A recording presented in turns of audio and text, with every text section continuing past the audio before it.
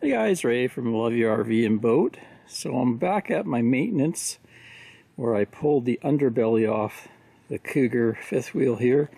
See some of it's all down there, prepped to go back on. Anyway, today's project is to fix some cracked waste tanks. Last video I replaced a clogged tank flusher. Now I'm going to fix some cracks. I got a little crack in the black tank and also the galley kitchen tank. What I use to repair those is this stuff called G-Flex thickened epoxy. So it's a two-part epoxy. You got your hardener and your resin. It's very easy to use. I like it because it doesn't really smell bad at all, and it's super thick, so when you're upside down trying to fix your tank, it doesn't drip down on you or anything. It stays where you put it. Now, I made a mistake last time I purchased this stuff. I thought this was the same thing because it said G-Flex and it was $6.50, but this is $6.55 and it's thickened epoxy. This stuff's called toughened epoxy. Now, it did work, and I was able to repair a crack I had in one of my tanks, but it is a lot more runny, this stuff, so I just thought it was just in a different bottle or something. So what I usually do is clean the place where the crack is really well, and then clean it final stage with some isopropyl alcohol, make sure the surface is super clean. Also kind of sand it down a bit, and maybe drill holes at each end of the crack to stop it from cracking. And then I apply a coat of this, wait for a while till it sort of starts to get tacky. And I take some fiberglass cloth and I lay it along and put another coat over the fiberglass cloth. And depending how bad the crack is, I might put 2 layers of fiberglass and then a final coat of the epoxy. And that's been very successful for me. I've repaired a couple cracks on the other side of the tanks near where the valves are, and they've lasted multiple years now with no re-cracking. And I do a lot of traveling with stuff in my waste tanks, so it's proven to be pretty good stuff. I think it was actually designed to repair kayaks, cracks in kayaks, and one of the benefits of it, in the name Flex there, is that even when it's dried, it's still got a bit of flexibility to it, so it kind of is something that comes in handy with tanks, because when they're full they kind of stretch a bit. Let's get under and show you the crack I'm dealing with. So this is the black tank, and it goes from one side of the trailer to the other, and it kind of is held on rails. You can see the other tank here, my shower tank, so there's rails on each side, and there's kind of a flange on the tank that holds it.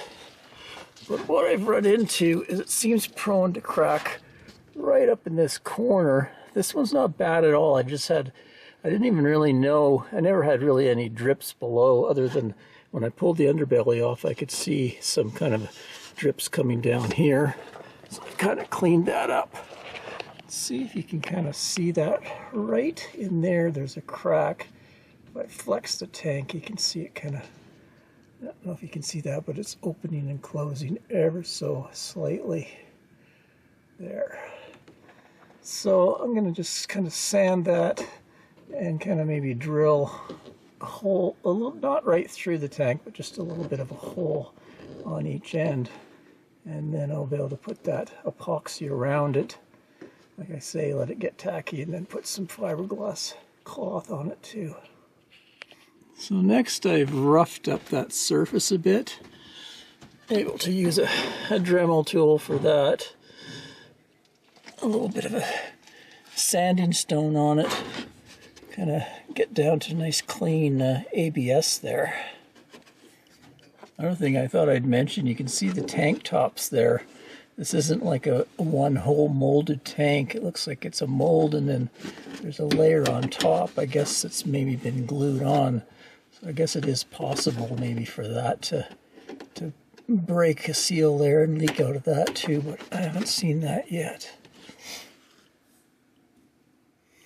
So I just lay a couple equal strips down. It's like a 50-50 mix, and just make sure it's mixed really well. And then you can apply it.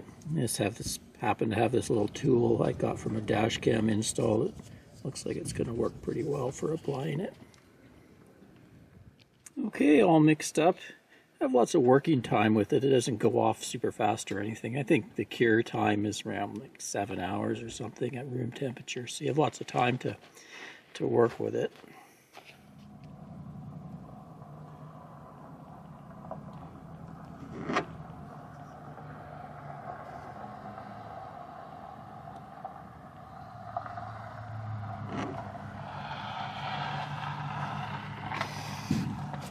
There we go. First good coat on there. So you can see it kind of stays exactly where you're putting it.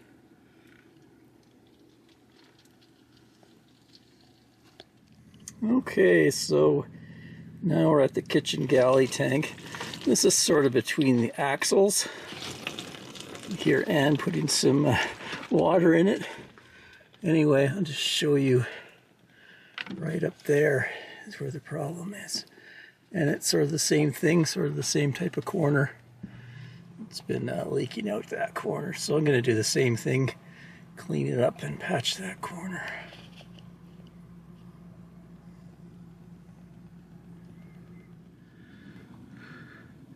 So once it kind of starts to set a bit and tack up, I like to put a layer of the fiberglass cloth around it and then coat it as well with a layer of epoxy.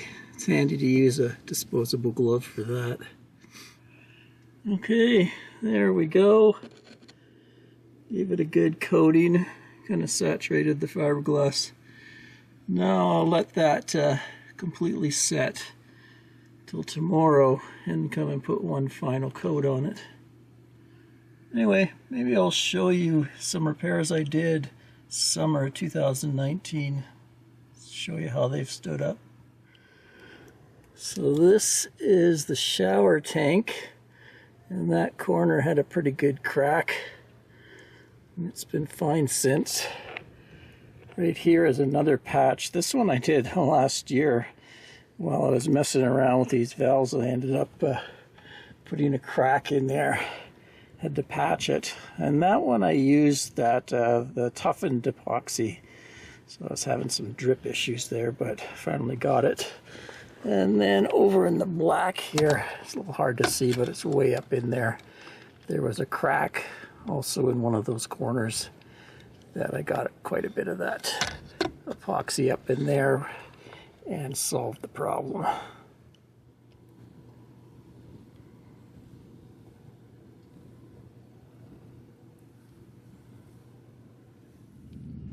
Okay, it's the next day now. It's all hardened up. That stuff is super strong. Seems to work very well. Not the prettiest job, but it'll do it. Till next time, Ray from Love Your RV and Boat. Cheers, guys.